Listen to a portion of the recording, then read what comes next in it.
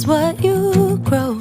Started with a seed, then carefully nurture it year after year. Watch it slowly changing with the seasons, braving through the drought and cold. It all happens with the reason, 'cause one day your buds turn to blossoms and they all say, wow, look at her now.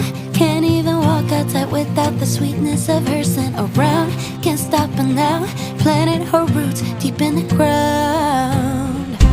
Like magnolias in the spring, I open up my petals to the sky, soaking in the watercolors I bloom.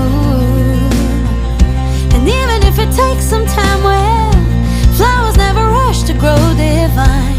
Patiently in watercolors they bloom. Every other garden you come across along the way will look a little different. Remember that every flower grows in her own way, and just because a snowdrop blossoms in the winter. Another lazy afternoon, the clouds covered in gray, third coffee of the day. Almost fell asleep on Zoom.